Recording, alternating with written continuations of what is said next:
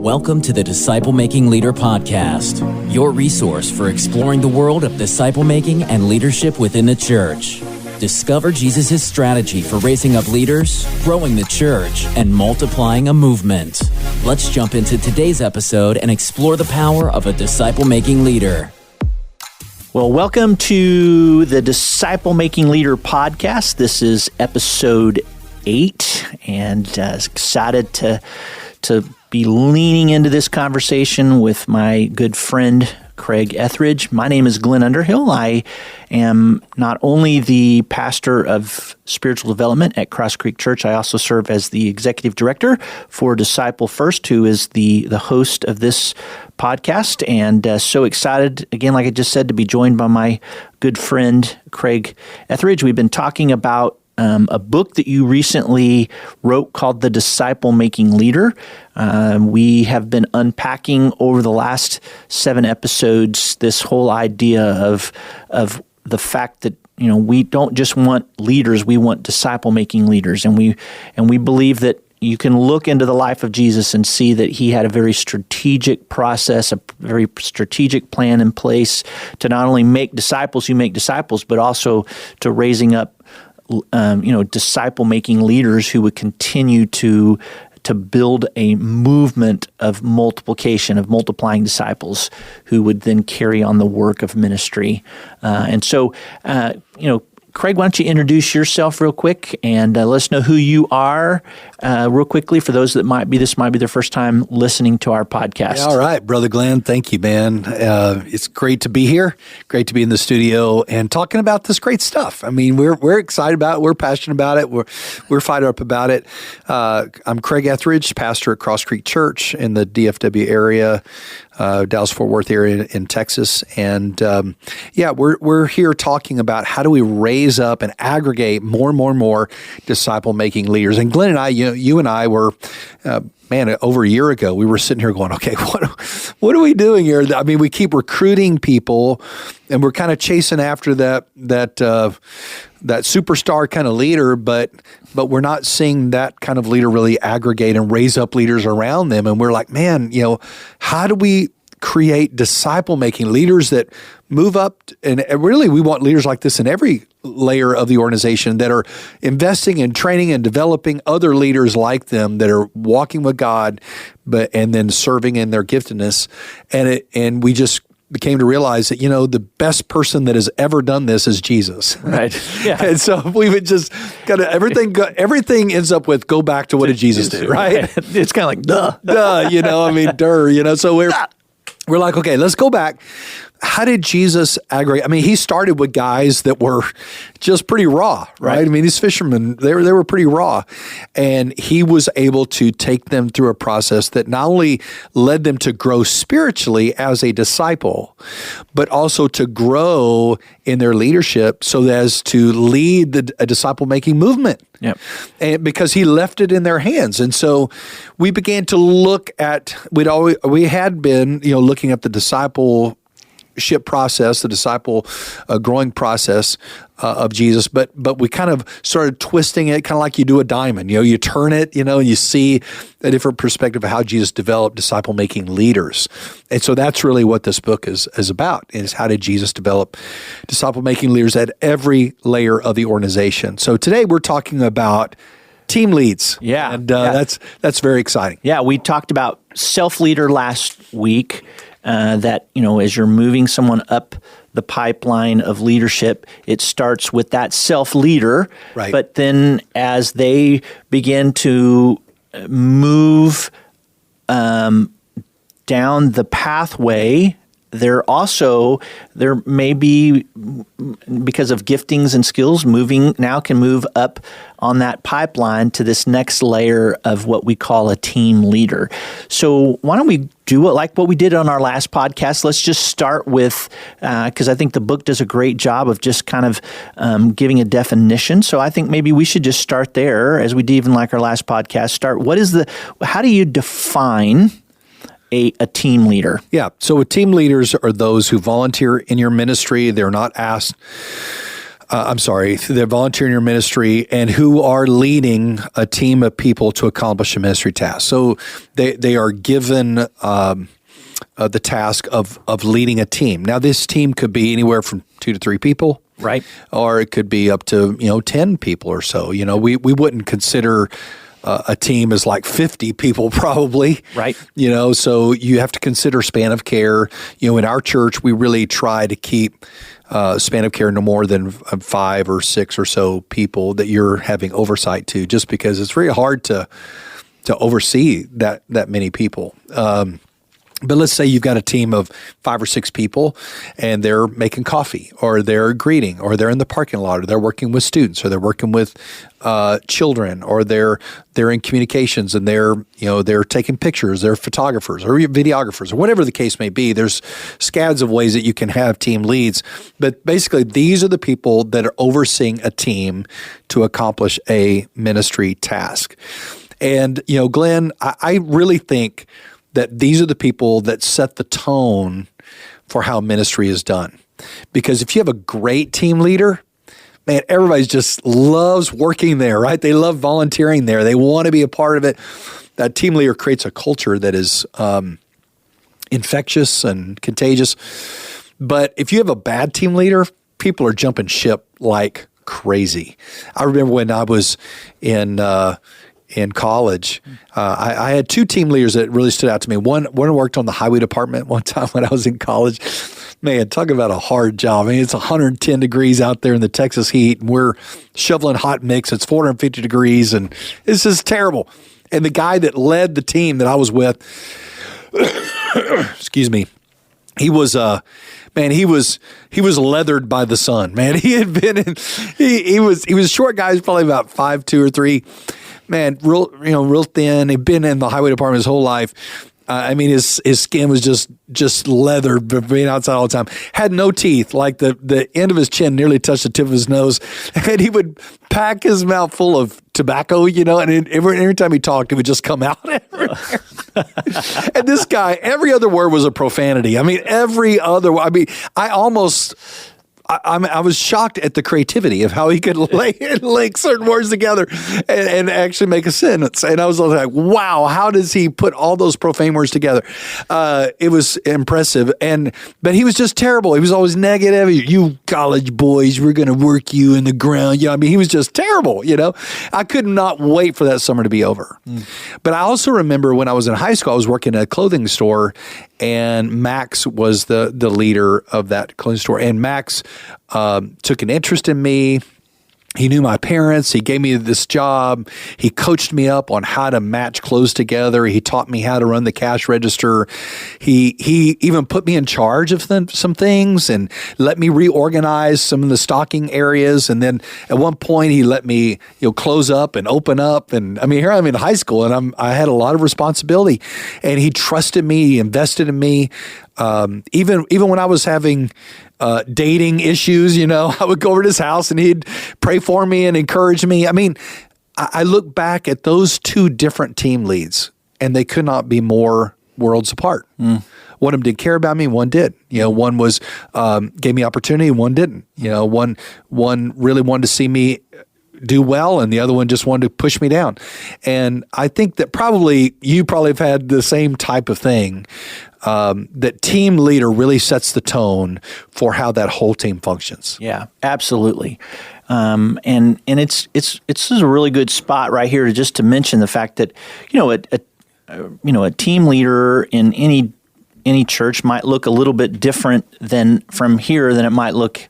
Who we have in those functions, in those roles, might look different from one church to the next. But this idea that is someone who's giving some leadership to a group of people. So in our context, that would be a small group leader. Yep. Does have some of those responsibilities because they're giving oversight to that connect group and leading that. And they have people who have various roles within that group, but they're giving leadership to that team and to the total group. It also could be the person that's ahead of our a captain on our greeting team and the parking lot team. I know we have a guy here who does a phenomenal job. He's a great team lead on our.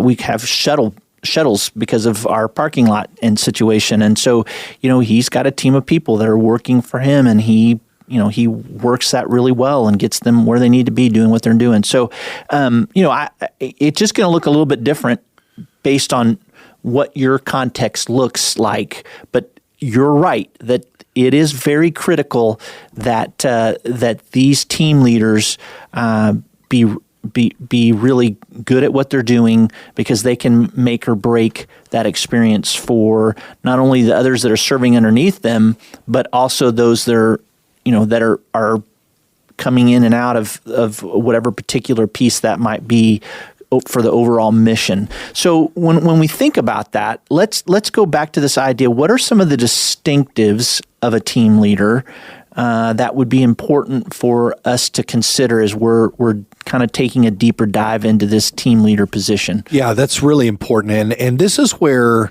moving from a volunteer in a ministry into a team lead role really, Glenn, requires you to kind of shift your thinking a little bit. Every time you move up to a different level in the leadership pipeline, you're having to shift your focus. And for example, as a volunteer, you're just there to do the job. Okay, so if I'm a volunteer in the coffee ministry, I'm the one brewing the coffee, I'm the one transporting it, I'm the one pouring it up and handing it out, and that's super important. But if I'm a team leader over a team of coffee people, I may not be as focused on doing the work of getting the coffee transported, handed out, but I am more interested in how we work as a team together to do the work. Does that make sense? Makes perfect sense. And so that's a little bit different. Now I'm thinking, okay, do I have the right people in the right spot? How well are they interfacing with people? How well are they working as a team? Where are the problems that we need to have in working as a team? So the team leader is really focused primarily on the team and how the team is doing and how the team is developing, and the individuals within the team, how are they doing? Am I shepherding them well? Am I caring for them? That kind of thing. Than just getting the coffee handed out. Right. And one of the things that is a big challenge is that a lot of times if you're really good at doing something, if you're a doer, and then you're put in a leadership position, you'll kind of knock that person aside. Well, let me show you how to do it, and then you're like doing it for them, and they're like, well, then why am I even here? Yeah, and that's a danger, right? That is a danger, and that's where there has to be, again, like you said, there has to be a shift from doing to leading, and it might take a little bit of time for that to kind of work itself out, but there has to be a willingness to say, it may not look exactly how I would have done it, right, in the sense of, hey, exactly like I did it, but I'm leading through them, and I'm going to encourage and strengthen and equip them to do what they do, really, really well. So again, I think that first one of the shift from doing to accomplishing the work, and to me, that is again a giant shift, and one that will need a constant watch and constant being as the next layer up. They're looking for that and making sure that's really happening, and that person's not just ending up doing all the work and letting the other self leaders just kind of fumble along and or watch stand around and watch. Yeah, that's what ends up happening. It can, and then they're like, why am I here? You don't need me. And so, a shift from doing the work yourself to accomplishing it through the team. That's a big distinctive.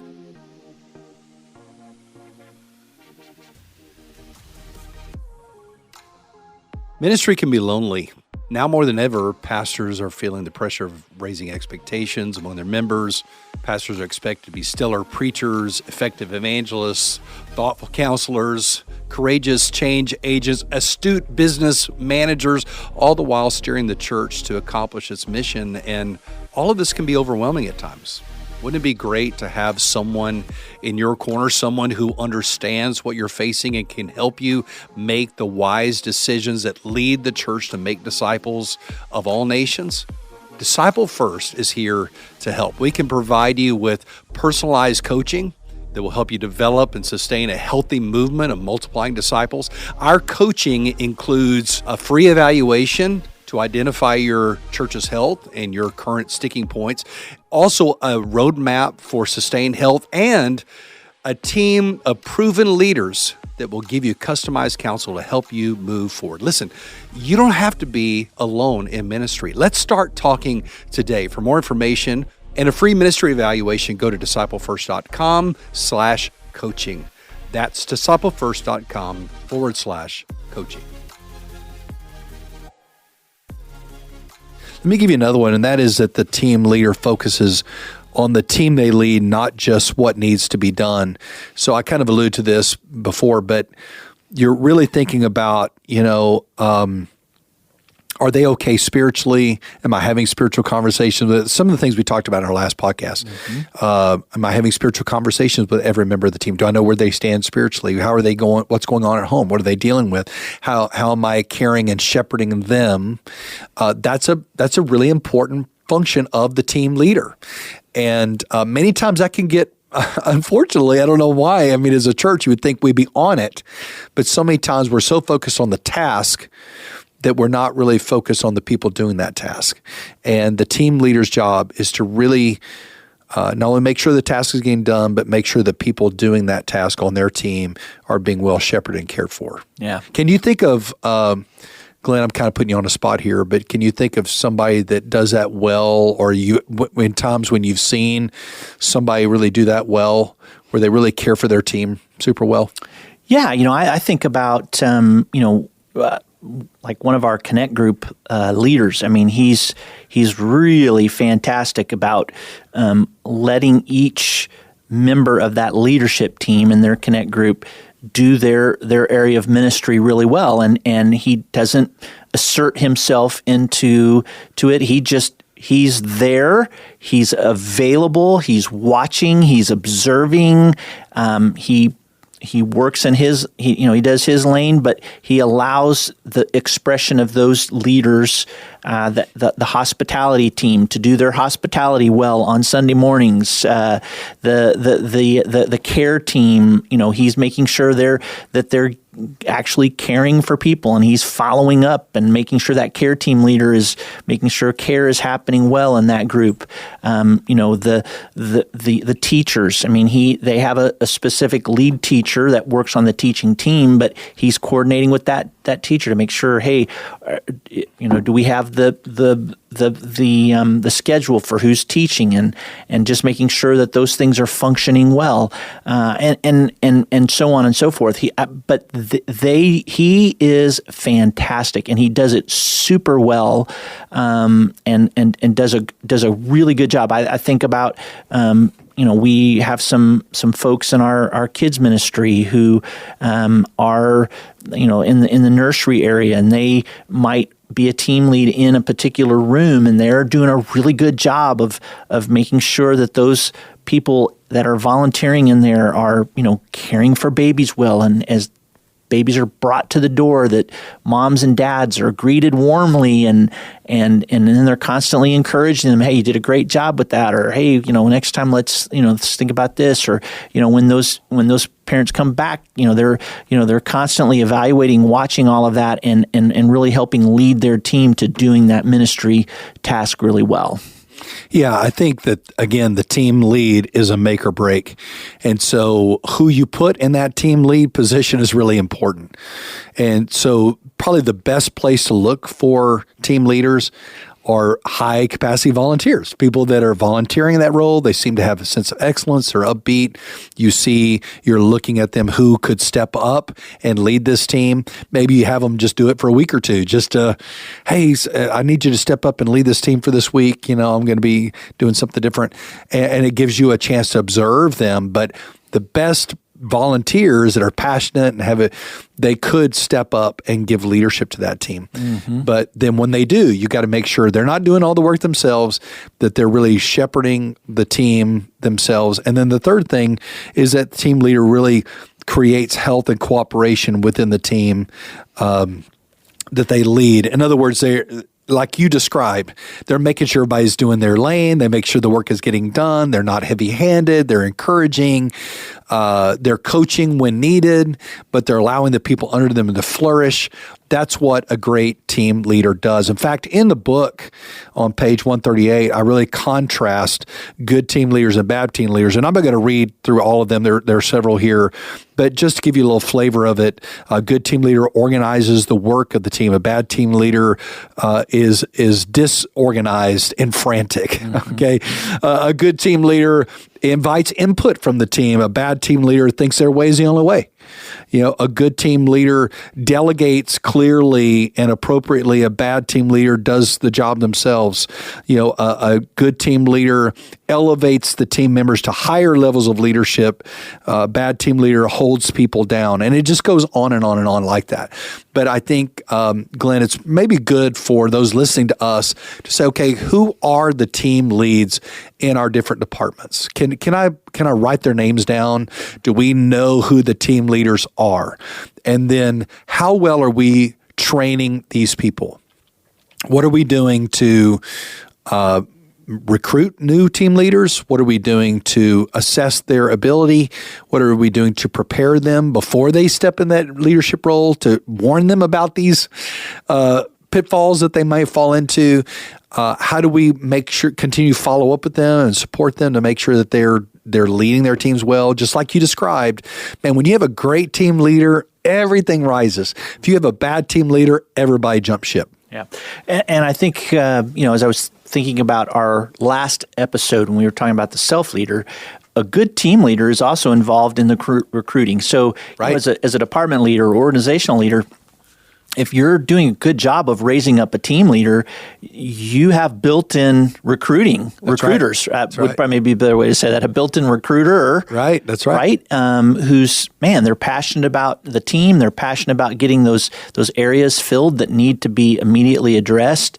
And they're out helping make that happen there because they have ownership. They don't have a renter mentality. They have an ownership mentality that says, man, we want to see this ministry really serve at its optimum, and I'm out because I'm vestedly interested in seeing this thing work really well for the kingdom and for the overall purpose of what we're doing. Yeah. So it just goes to think about, who do you have in these team lead roles right now? Are they functioning this way? Maybe you need to just tweak it. Maybe you need to be coaching. Maybe they need to listen to this podcast and say, hey, listen to this podcast. Let's talk about it. That'd be a great thing for you to do with your team leads. How well are you engaging them, shepherding them, investing in your team spiritually? Are you make sure you're not doing the work for them, that you're organizing it so that they can do their work with joy, anticipating what the problems are? Are you being a good team leader? That is where you probably need to begin. And then as you're looking for more team leaders, you're saying, okay, what volunteers really could kind of surface, right, that we could put in there, or maybe pair them up with a good team leader, let them observe for a period of time and then let them go on their own. So this is really the work of ministry. Sometimes I'll talk to guys who go, well, I don't want to do all this kind of stuff because I just want to do the ministry. And I'm like, hello, this is the ministry. Right. This is it. This is what we're doing. We're working, we're empowering, we're equipping the saints for the work of ministry, right? And so helping recruit and train and develop a great team leaders is a big, big part of that. And Jesus really is our premier example of how to do that. Absolutely. And I think he had a certain set of things that he was really trying to do in order to develop these kind of leaders. In fact, I think you've identified, again, about 5 areas that he did really well. So what's the first one that Jesus did is he was really trying to develop a team leader? Yeah, one of the things Jesus really did well, he was just so good at this, was casting vision for his team. I think about it in Matthew 4:18 and 19 when he walks along the Sea of Galilee and he says, follow me and I will make you fishers of men. Most of the people think that was the first time Jesus ever met these people. Of course, we know that Jesus had met them a year and a half earlier, and they've been following and fishing, for about a year and a half. But now Jesus was calling them to a higher level of commitment. And so this idea of follow me and I will make you fishers of men, and that's just a creative way to say that, right? They were fishing for fish, but he was basically saying, you've got more to offer. You are made for more. And Jesus had a way of casting a bigger picture. And so I think that if you want to develop great team leaders, you need to be sure you're constantly casting vision to them and in turn helping them cast great vision to their team. Hey, this is what we're doing. This is what we're about. This is why this matters. And constantly keeping the big picture in front of them so they don't get discouraged by only looking at the little task in front of them. Yeah, it's so good. And I think vision casting, again, super important, and it's a skill to be developed, but they do need to have that vision. What's the second thing? Yeah, second thing Jesus did was he led his team to engage with people. And this is found in Luke chapter 4 and 5. And Dan Spader is the one that taught us this years ago, that in Luke 4 and 5, Jesus leads his team out on these fishing, what we call fishing trips. He just said, follow me and I'll make you fishers of men. He leads them out in these fishing trips where they are engaging with people and they're seeing miraculous things happen. And so here's Jesus as a team leader, right, at this point, casting vision and then leading them to do this task in such a way that they see God at work. And I think that a great team leader needs to lead their team in engaging with people. So in other words, you're not abdicating. Like if I'm the coffee team lead guy, I'm not saying, okay, I'm going to go over here and eat this donut, or y'all go get the coffee. Right. Or I'm going to sit back and y'all handle the babies, and I'm going to go get on my phone and scroll through social media. No, I'm engaged, and we're doing this together, and I'm kind of coaching and celebrating when they do things well. I remember, Glenn, when one time I took my phone to the Apple store, right? And so I'm sitting here, it's got to go to the Genius Bar. And so I don't know how smart you have to be on the Genius Bar, but well, honestly, I need a genius to help me with my phone because I don't always know how to make it work, right? I can't do anything. Right. And so I'm sitting here talking to this girl that is helping me. She's probably in her mid-20s, and I'm like, man, I bet it's really hard to know how this stuff works. She goes, no, not really. And I'm like, really? Okay, I feel old now. But I said, so how did you even get in this? She goes, well, I saw online that they were looking for somebody. So I went to a one-day training. And I'm like, that's it? Just one-day training? Oh, yeah, that's it. I'm like, wow, that seems like a lot. Then what happened? Well, then they put me in a store and they put me next to a trainer. And the trainer had the blue shirt and lanyard on, and I just came in my regular street clothes, and I just followed them for a while. And I listened in on every conversation. And then at some point they said, okay, it's time for me to put on the blue shirt and lanyard. And my trainer put on their street clothes. And then he kind of followed me and listened in and kind of coached me in between. And then pretty soon I was really able to be a trainer then as well. And I just thought, that's exactly how Jesus did it. Jesus was modeling. He was there engaging with them while they're with the people, coaching in between conversations. That's what a great team leader does. He's engaged with the team in ministering to people, coaching in between, casting vision, helping them be incredibly successful, cheering them with the wins. That's what that whole Luke 4 and 5 was all about. Yeah, so good. So you have those two, and casting vision, and engaging his team with people, and they're seeing that happen. The third thing you say is that Jesus challenges his team to go deep in prayer and God's word. Yeah, absolutely. In fact, what do you mean by that? Well, you just see this in Mark 1, 35 through 39. I mean, now they're engaging with people, right? He's in the mix with all these people. The crowds are growing, and then they get up in the morning, they can't find Jesus. Where's Jesus? And he's off privately before the sun comes up in prayer, hearing from his Father, and then kind of redirecting, hey, we need to go over here, we need to go over there. And he's modeling for them prayer. He's modeling for them spirit dependence. He's modeling for them being obedient to the word. And so, man, that's a great challenge for team leaders. Are you modeling with your team to pray over certain situations, to hear from God's word? Sometimes this is as simple as, hey, team leader, you need to huddle your team right before everybody gets there, share something out of your quiet time so that you're modeling for them, that you're in the word, praying for them. If there's a crisis, if there's trouble, if there's a conflict in your group, you're huddling them up, praying together for God to give direction. Man, that is just so different than just allowing those volunteers just kind of be on their own. You're really shepherding and modeling for them what it looks like to take your problems and your cares and your concerns to the Lord. And that will go well beyond just the work they do at the church. That will go well into how they deal with problems at home and in their jobs and so on. Yeah, that's really good too. So this fourth one is to encourage, Jesus encouraged his team to take steps of faith. Yeah. We see that in Luke 5 where Jesus tells Peter, in the midst of this whole flurry of activity, he's with his team, they're engaging with people, he's modeling prayer for them. He challenges Peter to push off. You know the story in Luke 5 where he pushes off and says, push off and throw out your nets for catch. Like, Jesus, that happens at night, doesn't happen in the morning.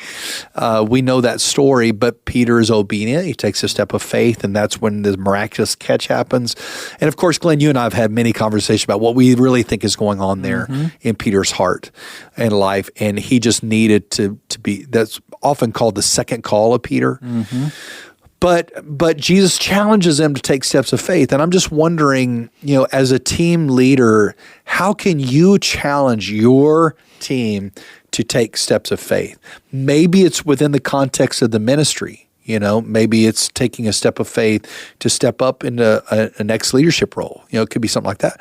Or, it could be you just take your team off campus one Saturday and you hand out a meal in a homeless shelter and challenge them to share their faith. That doesn't have anything to do immediately with their job at the church, their volunteerism at the church, but it is stretching them spiritually. And just think if you had a team leader that cared about me, was stretching me and growing me beyond just what I do at the church, how much better I would feel about my own spiritual growth and my contribution. And so Jesus did this really well, constantly stretching his team to take steps of faith. And then this last one is that Jesus really cultivated his team with a shepherd heart for people. We don't want to ever be so task-focused that we're not people-focused. And I can be handing out coffee, but if I see that person looks like they've had a hard day, to say, hey, how can I be praying for you? Looking for these opportunities as a greeter or a coffee maker or people in the parking lot or whatever areas you're ministering to as a team lead, model for them how to shepherd people well and be attuned to the needs of people. In Mark 3, we see this with Jesus. He goes in the synagogue and he sees a man with a shriveled hand and he calls the guy up and he's going to heal this, but he knows that guy was really planted by the Pharisees to get him to do a miracle on the Sabbath. And Jesus said, is it right to heal somebody on the Sabbath? And it says in this account that Jesus saw the hardness of their heart and it made him angry. I mean, think about that. What does Jesus think about my heart when it's hard? And all of us can get a hard heart. We can just get so focused on our minute detail that we lose the shepherding heart for people. And Jesus had a shepherding heart for people. And if we're going to be more and more like Jesus, team leads need to lead out in seeing that every person matters to God. Every person is important to the Lord. Every person's an image bearer, and they deserve to be cared for well. And these are some things that a team leader can really work on and develop in their team. And man, if every team leader did that, Glenn, wow, wouldn't that be amazing? Yeah. Well, absolutely. That'd be a game changer. It would change the whole culture of your church, not from the platform, but in every team. Now they're beginning to get this infectious shepherding heart, pursuing, growing, all that's happening from the bottom up, not from the top down. So many times as leaders, we think it's all the change is going to come from the top down. Right. When actually most sustainable change comes from the ground up. Yeah. And I like this because, again, it's just real practical. What are some skill sets that as I'm going to be developing a team leader, what are these skill sets, these important skill sets? They got to be a good vision caster. We got to give them a skill set to how to really engage people at a high level, that they have a skill to be in God's word and to pray and that because you don't want their doing to supersede their being, right? That's exactly right. And being present with God. And then you want to make sure they're taking, how to take steps of faith and to stretch, to stretch their faith, as well as really have that shepherd's heart for people, because at the end of the day, that matters a whole lot, that we shepherd people well. So again, I hope this has been a great conversation. Craig, thanks again for joining me on this podcast. Again, I want to encourage you, if if this is stimulating something inside of you, I want to encourage you to go online. You can go to disciplefirst.com and get the book, The Disciple Making Leader, or you can go on Amazon and order it off Amazon as well. Again, that's The Disciple Making Leader by Craig Etheridge. And again, Craig, thanks for being here in studio, and look forward to our next episode as we continue this conversation about making disciple-making leaders. Thank you for listening to the Disciple Making Leader podcast, brought to you by Disciple First. We hope today's episode has been both helpful and challenging in your journey to becoming a disciple-making leader. Don't forget to hit the subscribe button to make sure you hear the next episode. And if you have a moment, we'd love to hear your thoughts. Leave a review and share this podcast with your friends. Until next time, keep making Jesus the model for your life and ministry.